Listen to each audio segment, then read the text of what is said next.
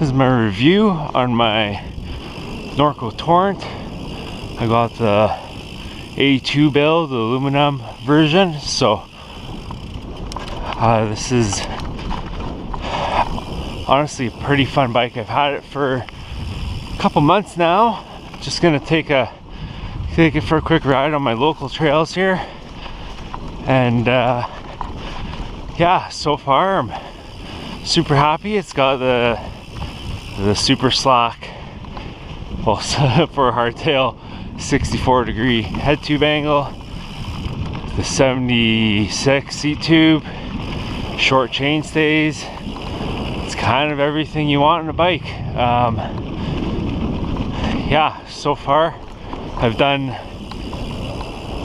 some black kind of enduro trails and stuff before. I was really happy with it there.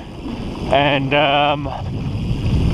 yeah, now this is kind of some pretty flat XC kind of stuff. And honestly, the bike was never made for this, but it's even fun on the flat kind of boring stuff. It's a hardtail, so it's really pedals really well, climbs really well. Let's go up here. Pedals well, climbs well, does all that stuff really good as you would expect with a hardtail. But it loves to go downhill, loves to go down the chunky stuff. Zero complaints as far as geometry and stuff goes. It's not a featherweight or anything, but I think the aluminum is a little bit lighter than the steel. It's not the most yeah, it's not a full XC bike, but it's not, never was made for that. But it's good.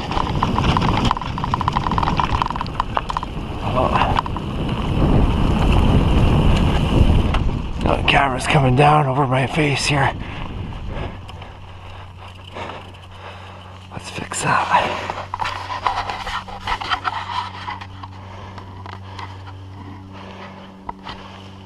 All right, pop to the top here. So our trails here are pretty loose for the most part. I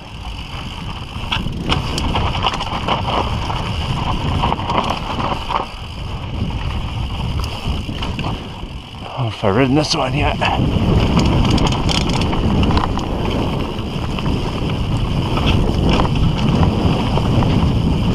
Lots of fun. Could have dropped that one, but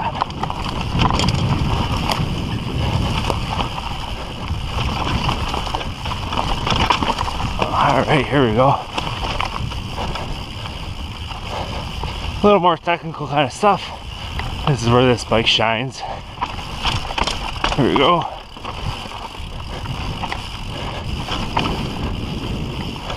I think, yeah, there's two lines here. I went on the high line before. Let's try this one.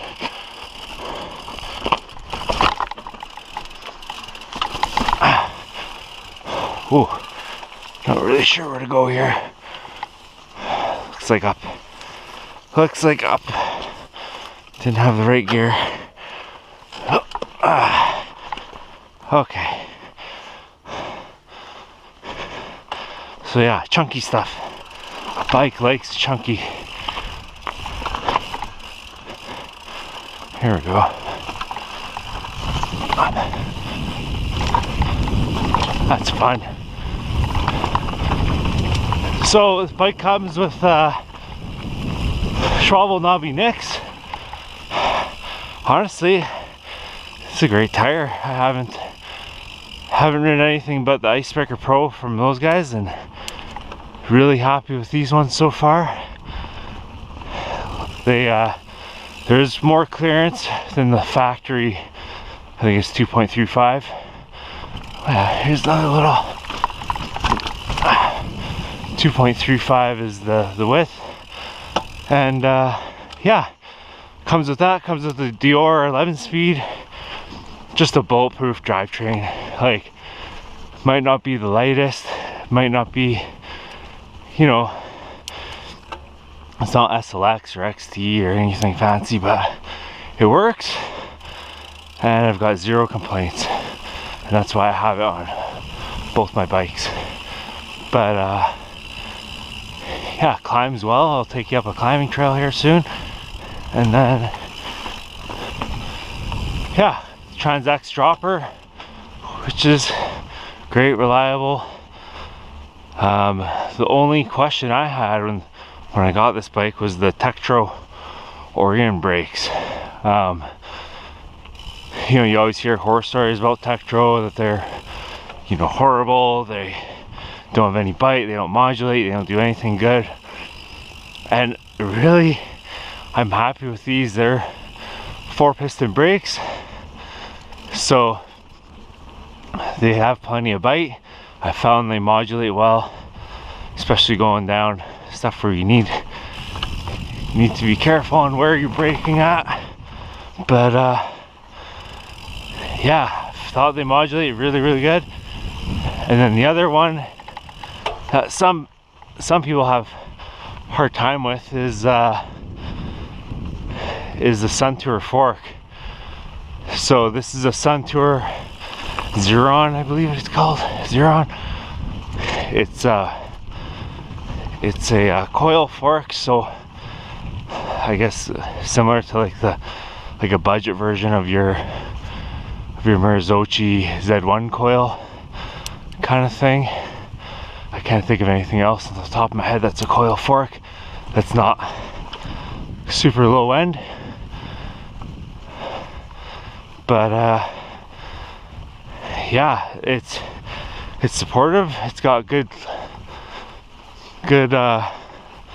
fine bump like you would notice with the coil, and then it's also really good with those big hits and stuff. Yeah, it's been really, really good. Really happy with it. I think this is the same chassis as the fork has the same kind of air quote chassis as their Ion fork. I've got that one on my Giant, and you know, Suntour, they have been awesome. Their customer service is really good. Their both their forks I've been really happy with. I've had that Ion for quite a while now, and yeah, it's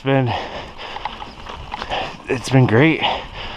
So yeah, here's some climbing impressions on the bike.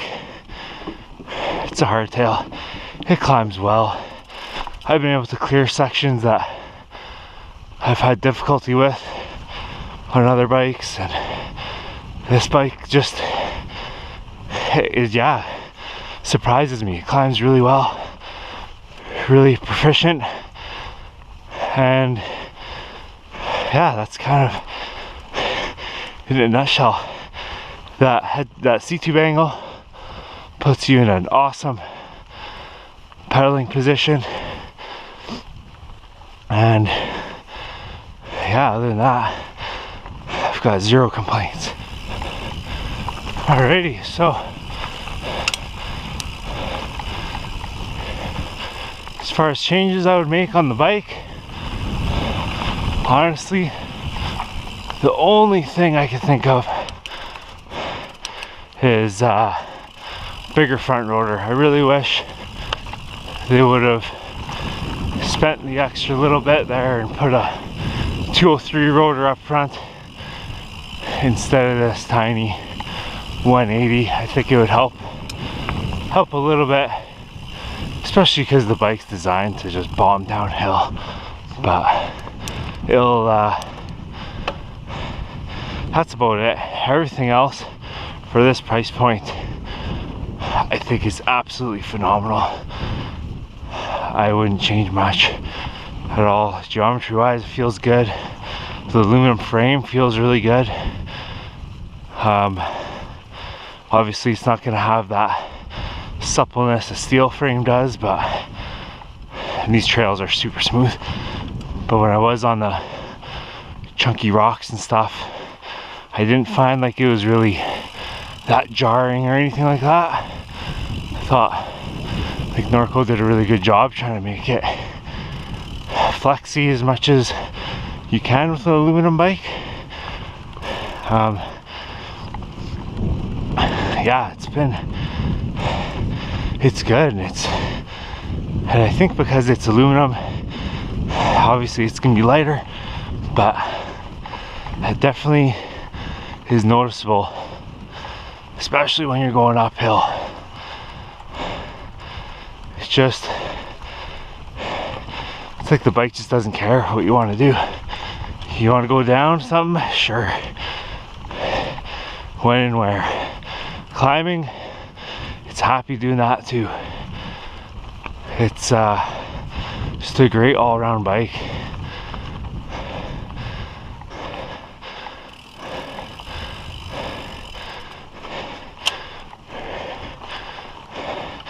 Absolute beautiful morning. Today can get pretty windy around here, so this is great.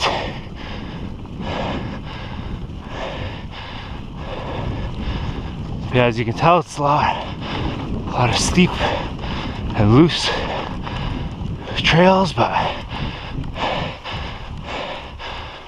for being, you know, a 10-minute bike ride from the trailhead from my house, I can't complain. One more downhill here. This is a bit smoother, faster.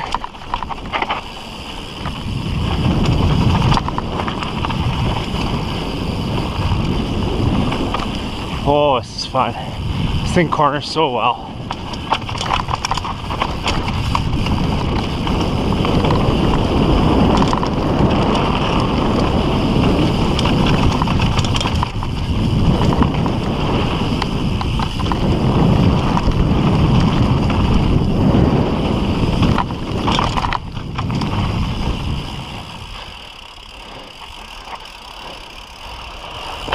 Ooh, that is loose.